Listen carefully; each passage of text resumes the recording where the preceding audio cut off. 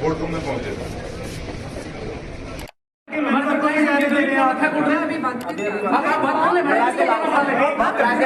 बाहर के मेंबर की ऐसे मैम इतने हियरिंग खत्म हो जाएगी, खाली बैठने थोड़ी ना जाएंगे हम, हियरिंग खत्म हो जाएगी तो एडवोकेट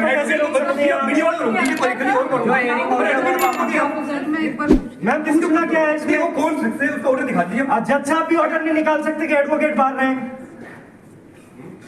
आप ऑर्डर दिखा दीजिएगा, आप ऑर्डर दिखाओगे तो हम चले। पूरी गुंडागर्दी है। अरविंद केजरीवाल जी के घर वालों को हाउस अरेस्ट किया हुआ है। अरविंद केजरीवाल जी की माताजी एक दिन पहले अस्पताल से आई हैं, बेटे को अरेस्ट कर लिया। घर वालों को किसी से मिलने नहीं दिया जा रहा, शांतिपूर्ण प्रोटेस्ट रोका जा रहा है। आईटीओ पे हम जा नहीं सकते। 1 मिनट आईटीओ पे आते हुए हुआ और उठा के पुलिस वाले हमको फेंक रहे हैं। पूरी तानाशाही है। सिर्फ और सिर्फ लोकसभा चुनाव जीतने के लिए ये तानाशाही की जा रही है। लोग जहां पे भी होंगे वहां पे प्रोटेस्ट करेंगे। ये प्रोटेस्ट रुकेगा नहीं। कभी भी दमन करने से क्रांति नहीं रुकी है। जितना भी प्रधानमंत्री दमन करेंगे क्रांति और बढ़ेगी। एक एक गली में, एक एक मोहल्ले में केजरीवाल पैदा होंगे। दुनिया के अंदर number 1 trend I stand with Kejriwal चल रहा है पूरी दुनिया के अंदर। इससे बात साफ है कि लोग व्यथित हैं, लोग दुखी हैं। किस तरीके से केंद्र सरकार गुंडागर्दी करके हमको कुचलने की कोशिश कर रही है। जिस पार्टी को कहा जाता था कि सबसे छोटी पार्टी है, सुपारी जितनी छोटी पार्टी है, उस पार्टी को दमन करने के लिए, कुचलने के लिए पूरी ताकत केंद्र सरकार ने लगा दी है।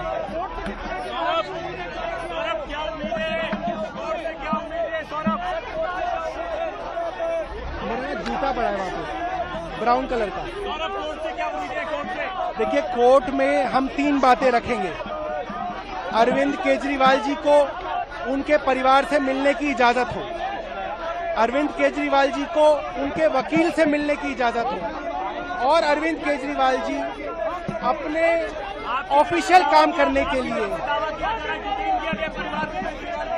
पूरे परिवार को हाउस अरेस्ट किया गया है। उनको किसी से मिलने नहीं दिया जा रहा है और ये पूरी की पूरी एक गुंडागर्दी है।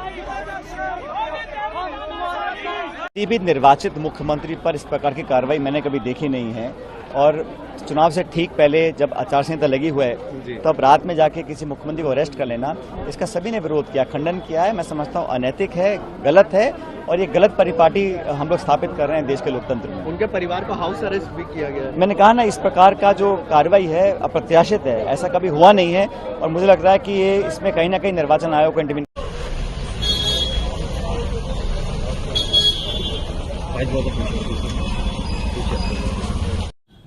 क्या अस्पताल बनाने वाला, आज दिल्ली में अस्पताल बनाने वाला जिसने पूरे देश में हेल्थ क्रांति लेके आई, पैरासीटामोल की छोटी सी टैबलेट से लेके 40-50 लाख जो टेस्ट हैं फ्री हैं। आप लोग भी जाते होंगे, आपके रिश्तेदार, भगवान ना करे कोई ऐसी बीमारी हो। अस्पताल बनाने वाला जेल के अंदर सुपेंद्र जैन। दिल्ली में स्कूल बनाने वाला जिसने लाखों बच्चे, गरीबों के बच्चे नीट, MBBS, IIT में जाने योग्य कर दिए, मनीष सिसोदिया जेल के अंदर है। राज्यसभा में मोदी जी के खिलाफ उठ के बोलने वाला संजय सिंह अंदर है। अभी अरविंद केजरीवाल साहब को ले गए। मतलब मुझे समझ नहीं आती कि देश में लोकतंत्र है कहां है। टीवी पत्रकार कोई अगर ऐसी रिपोर्टिंग कर दे, पत्रकार को पकड़ के लेके जाते हैं। कोई यूट्यूबर के बारे में, कोई यूट्यूब वाला कोई बोल दे कुछ, उसके लिए कानून लेके आए। ये आपका कंटेंट जो है ये भड़काऊ है, हेट स्पीच माना जाएगा इसको। सबसे ज्यादा हेट स्पीच कौन देता है देश में? सबसे ज्यादा हेट स्पीच बीजेपी वाले देते हैं। गोली मारो, ये आतंकवादी हैं, इनको वोट दोगे तो आपके घरों में आएंगे। मतलब ये हेट स्पीच तो ये है ना। हम तो काम की राजनीति करते हैं, हम नाम की राजनीति नहीं करते। मैं पंजाब का 2 साल हो गए मुख्यमंत्री बने हुए। 2 साल में 43,000 सरकारी नौकरी देके आपके सामने खड़ा हूं। 2 साल में हमने 829 आम आदमी क्लिनिक बना दिए। 1.25 करोड़ से ज्यादा लोग वहां पे आके दवाई लेके ठीक होके चले गए। क्या ये काम नहीं करने चाहिए हमें? वो आम आदमी क्लिनिक को बंद करने के लिए नेशनल हेल्थ मिशन का पैसा रोक रखा है। ये ना बनाओ जी। फिर 26 जनवरी की परेड में पंजाब की झांकी नहीं हुई। क्यों जी?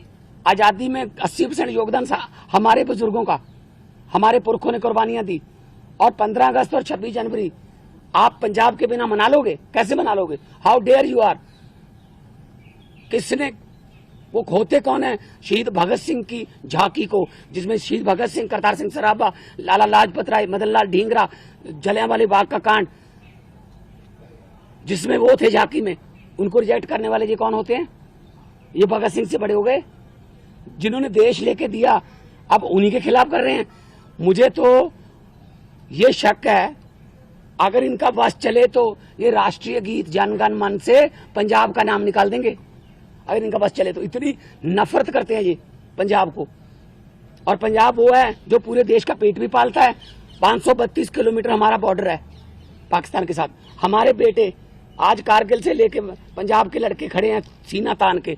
कोई भी दुश्मन की तरफ से कोई गोली आती है सबसे पहले पंजाबियों का सीना है। तो ये इतना हमें नफरत करते हैं। अब अरविंद केजरीवाल ने क्या किया? हम कहते रहे कि ये गिरफ्तार करेंगे, बहाना ढूंढ रहे हैं। मुझे ये बता दीजिए टाइमिंग क्या है? ये क्या चाहते हैं? विपक्ष का कोई भी नेता इस इलेक्शन में चुनाव प्रचार ना कर पाए। ये इलेक्शन छीनना चाहते हैं। 3 दिन पहले रशिया में क्या हुआ? 88% वोट पुतिन। 2030 तक, आगे 40 तक भी जाएगा। और वो 12% है, वो खराब होगी वोट है, उनके खिलाफ नहीं वोट डाल सकता कोई। तो ये भी तो पुतिन के रास्ते पर ही चल रहे हैं। फिर ये डिक्टेटरशिप है। आप रात को 8 बजे आ जाओ घर, 9 बजे तक सर्च करते रहो, उसके बाद आप देख रहे हैं कि कितनी विभिन्न पार्टियों द्वारा ये डेलीगेशन गया है चुनाव आयोग। करीब सभी विपक्ष की पार्टियां यहाँ पर हैं। मैं नाम नहीं लूँगा, आप चेहरे देख रहे हैं। गौर करने वाली बात यह है कि ये आयोजन कल लेट रात्रि को हुआ है। लेट क्योंकि आप जानते हैं जिस प्रकार का गैरकानूनी एक्शन लिया गया है वो भी लेट रात को लिया गया था। इतने अल्प समय में हमारे सभी कॉलीग्स ने, कई लोग दिल्ली से बाहर से भी आए हैं, कुछ 1-2 लोग पहुंच नहीं पाए, लेकिन करीब विपक्ष के हर रंग की पार्टी यहाँ पर उपस्थित है। और मैं समझता हूँ सब एकजुट होके इस मामले में गए हैं। हमने चुनाव आयोग के साथ विस्तृत रूप से वार्तालाप किया।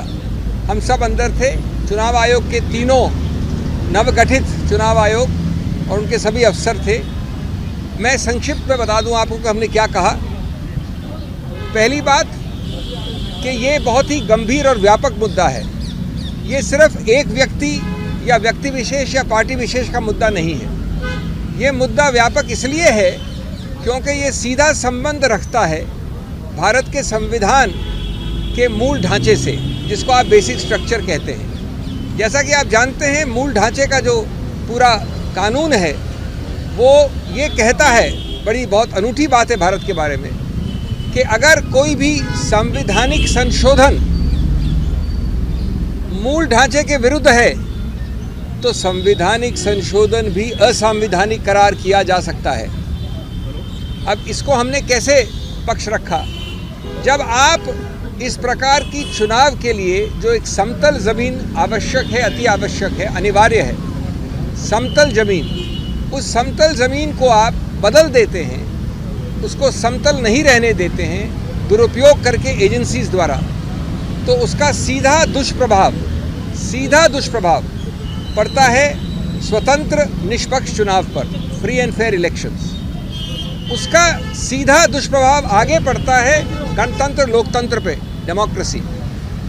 और स्वतंत्र निष्पक्ष चुनाव या लोकतंत्र गणतंत्र दोनों उच्चतम न्यायालय ने केशवानंद भारती के समय से कहा है, बार बार कहा है, मूल ढांचे के एक अभिन्न अंग हैं। तो जब आप समतल ज़मीन को बदल देते हैं, नॉन समतल बना देते हैं दुरुपयोग करके एजेंसीज का, तो आप सीधा उस मूल ढांचे पे प्रहार कर रहे हैं, असंवैधानिक गैर कानूनी प्रहार।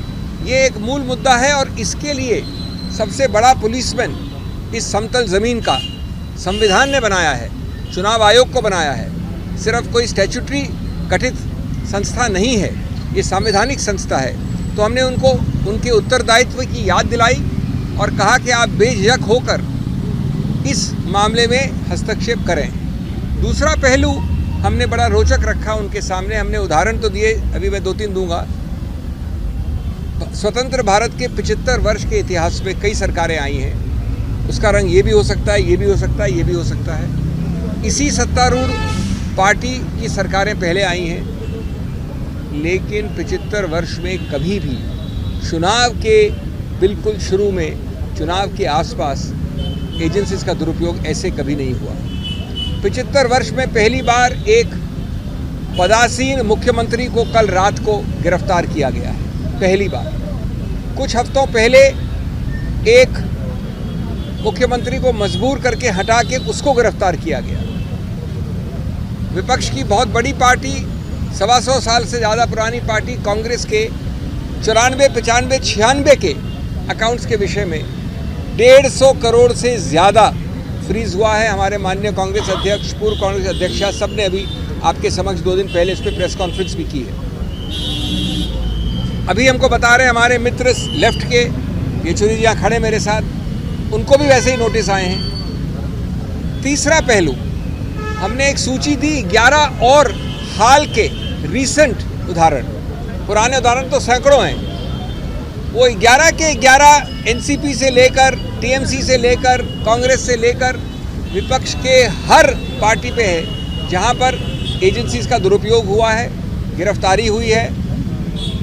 लेकिन एक भी उदाहरण नहीं है सत्तारूढ़ पार्टी का। ये कौन सी जादुई पुड़िया खाई है सत्तारूढ़ पार्टी ने कि हर अच्छाई वहाँ है, हर बुराई यहाँ है, या सिर्फ बुराई दिखती यहाँ पर है? अगर बुराई वहाँ है तो दिखती नहीं है। वॉशिंग मशीन का तो उदाहरण आपने बहुत सुन लिया है, लेकिन ये समतल ज़मीन की मूल ढांचे को प्रहार करता है। हमने 11 लिखित और उसके अलावा 14 उदाहरण दिए हैं अभी अभी चुनाव आयोग को। तीसरा पक्ष ये है कि अगर कुछ गलती भी हुई है तो आपने कहीं ये नहीं दिखाया कि अभी इसी वक्त एजेंसीज की रेड आवश्यक है, अभी इसी वक्त इनकी गिरफ्तारी आवश्यक है। अरे भाई, अगर कोई नोटिस या कोई कार्रवाई 2023 से चल रही है तो आप 2 महीने और नहीं रुक सकते? आपको जो कार्रवाई करनी है आप करिए। लेकिन ये क्या कि आप चुनाव के पहले वोट पड़ने से पहले ही चुनाव जीत जाना चाहते हैं। आप पहला वोट पड़ा नहीं, उसके पहले ही जीत जाना चाहते हैं आप, कानूनी तरीके से नहीं, गणतांत्रिक तरीके से नहीं। तो ये मामले जिसको कहते हैं आवश्यकता या ज़रूरत अरेस्ट की, वो किसने दिखाया है? मेरे पास अधिकार क्षेत्र है तो मैं अरेस्ट कर लूँ। चौथा, हमने बताया कि आपके जो कई सारे सर्कुलर हैं चुनाव आयोग के, उसमें भी ये वंचित है। हमारे कॉलीग्स ने ये मांग की कि अगर चुनाव आयोग डीजीपी बदल सकता है, होम सेक्रेटरी बदल सकता है, किसी को बदल सकता है, तो ये एजेंसीज किस प्रकार की कोई एक विशेष एग्जेम्पशन एंजॉय करती हैं? इन एजेंसीज पे नियंत्रण क्यों नहीं करता चुनाव आयोग? इन एजेंसीज के नियुक्तियां कम से कम इन 4 महीने के लिए क्यों नहीं होती चुनाव आयोग द्वारा? ये भी पुलिस एजेंसीज हैं एक प्रकार से, ये भी सत्तारूढ़ पार्टी के उपयोग दुरुपयोग के लिए हैं। तो इसलिए ये मुद्दे बहुत ही मूल मुद्दे हैं और हम ये कहेंगे कि हर प्रकार का अनड्यू इन्फ्लुएंस का आपका कानून है, सर्कुलर है, आप उसको सिर्फ शब्द नहीं रखिए, आप उसका इस्तेमाल करिए। नहीं तो ये चुनाव आयोग एक सिर्फ एक सजाने के लिए कोई संस्था नहीं होनी चाहिए। ये हमारा पुलिसमैन है गणतंत्र के लिए। देखिए, ये जो फैसला आया और जो आज देश की परिस्थितियां हैं, उसके ऊपर एक बात जो बिल्कुल जमती है वो ये है, हमको मालूम है जन्नत की हकीकत, लेकिन दिल को बहलाने के लिए गाले बेख्याल अच्छा है। बस यही है आज देश की हकीकत। आप लोगों को सर कितनी देर तक डिटेन करेगा? हमारा तो देखिए कुछ नहीं था, हमारे तो सुबह थे और रात को आ गए, कोई बड़ी बात नहीं है। मगर मुख्यमंत्री जी को इस तरीके से चुने हुए मुख्यमंत्री को मॉडल कोड ऑफ कंडक्ट है, जिसके अंदर कहा जाता है कि सारी एजेंसियां सरकार के अधीन नहीं, इलेक्शन कमीशन के अधीन होती हैं। ऐसे समय में इस तरीके से चुने हुए मुख्यमंत्री को शायद देश में पहली बार है कि एक सिटिंग चीफ मिनिस्टर जेल के अंदर है, first time in the history. और जर्मनी जैसे देश और अमेरिका जैसे देशों के अंदर, वॉशिंगटन पोस्ट जैसे अखबारों के अंदर केंद्र सरकार को तीखे सवालों को झेलना पड़ रहा है, क्योंकि आज देश के अंदर ये जो आज़ादी थी, बोलने की आज़ादी, सवाल पूछने की आज़ादी, लोगों के हक के लिए लड़ने की आज़ादी, आज वो खतरे में है। ये बात ठीक है कि आज अरविंद केजरीवाल की बारी है, मगर ये बारी सबकी आएगी। इस सरकार ने किसी को नहीं छोड़ा। इन्होंने स्टूडेंट्स को नहीं छोड़ा, इन्होंने बेरोजगार युवाओं को नहीं छोड़ा, इन्होंने डॉक्टरों को नहीं छोड़ा, इन्होंने किसानों को नहीं छोड़ा, इन्होंने किसी को नहीं छोड़ा। सबका नंबर आएगा। अब आगे की क्या प्लानिंग है सर? किस तरह से प्रोटेस्ट करेंगे, आगे इस मुद्दे को उठाएंगे? देखिए, मैं जो आज देख रहा हूँ, जितना प्यार और समर्थन अरविंद केजरीवाल जी के लिए दुनिया भर में उमड़ रहा है, ये अनप्रेसिडेंटेड है। दिल्ली और देश तो छोड़िए, दुनिया के कोने कोने में लोग इस चीज़ के लिए आवाज़ उठा रहे हैं। और इस तरीके की आवाज़ जब उठती है तो क्रांतियाँ आती हैं, सरकारों के तख्त जो है पलटे जाते हैं। और आप देखिए, केंद्र सरकार की उल्टी गिनती जब भी इतिहास लिखा जाएगा, तब ये लिखा जाएगा कि इस केंद्र सरकार की उल्टी गिनती 21 मार्च 2024 से शुरू हुई। होली ना मनाने की भी बात की। देखिए, कौन होली मनाएगा? आपके घर में, आपके परिवार में ऐसा हो जाए तो कौन होली मना सकता है? तो बड़ी दुख की बात है, बड़ा दुर्भाग्य है पूरे देश का कि आज दिल्ली के अंदर, देश के अंदर ऐसे हालात हैं। और भारतीय जनता पार्टी के समर्थक भी आज ये बात प्राइवेटली हम लोगों से कह रहे हैं कि भाई बाकी सब तो ठीक था, बट ये ज़्यादा हो गया। ऐसी उम्मीद नहीं थी।